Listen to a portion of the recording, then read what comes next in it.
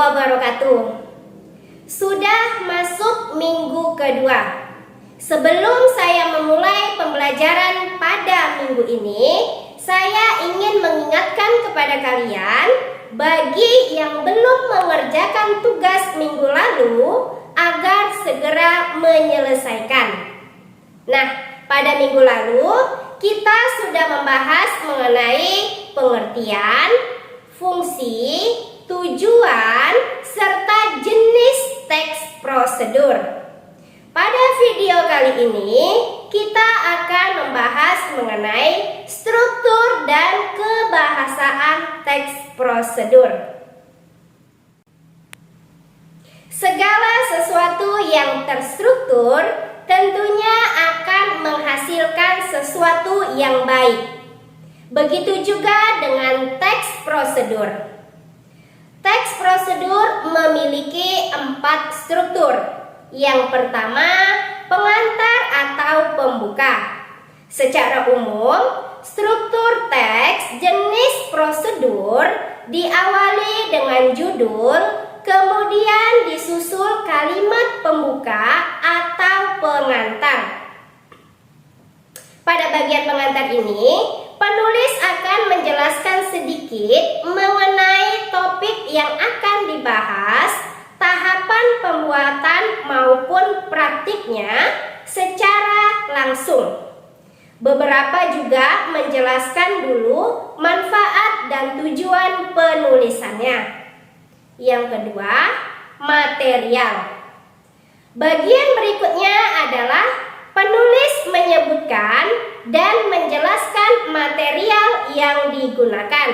Misalnya, dalam pembuatan suatu menu masakan, maka penulis akan menyebutkan bahan yang digunakan lengkap dengan takaran. Jika membuat suatu kerajinan tangan, maka akan dipaparkan bahan dan ukuran. 3. Langkah-langkah. Bagian berikutnya adalah langkah-langkah atau tahapan dari topik yang diangkat. Sehingga penulis akan berusaha menjelaskan langkah-langkah agar mudah dipahami dan dipraktikkan oleh pembaca secara langsung.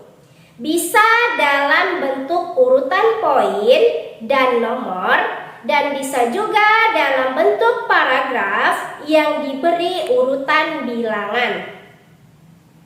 4. Simpulan.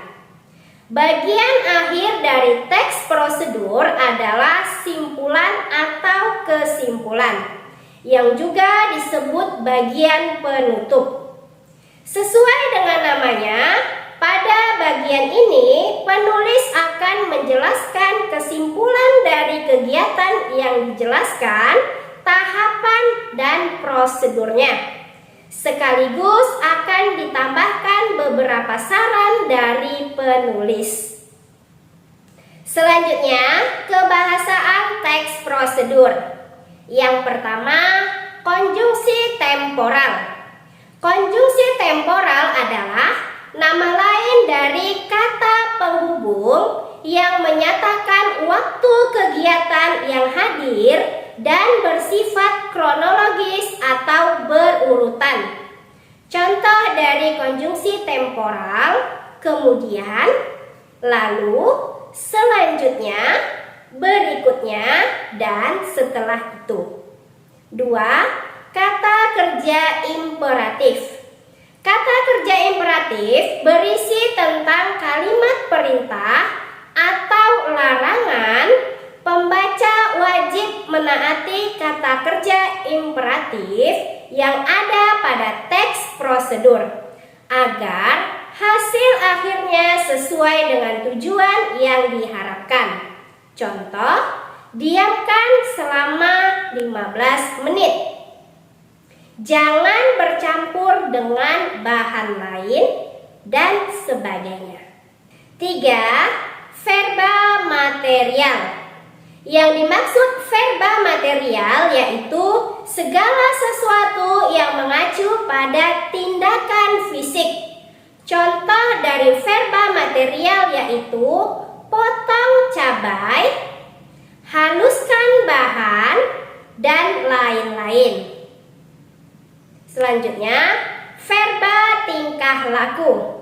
Verba tingkah laku yaitu segala bentuk sikap yang dinyatakan dalam ungkapan. Contohnya, pada ungkapan diamkan selama 5 menit, maka verba tingkah laku atau sikap yang dilakukan adalah menunggu selama 5 menit.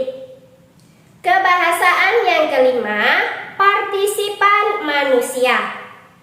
Teks prosedur adalah teks yang ditujukan kepada manusia, baik untuk dibaca maupun didengar. Oleh karena itu, teks prosedur wajib mengikutsertakan manusia ke dalam tulisan tersebut untuk mengikuti langkah-langkahnya.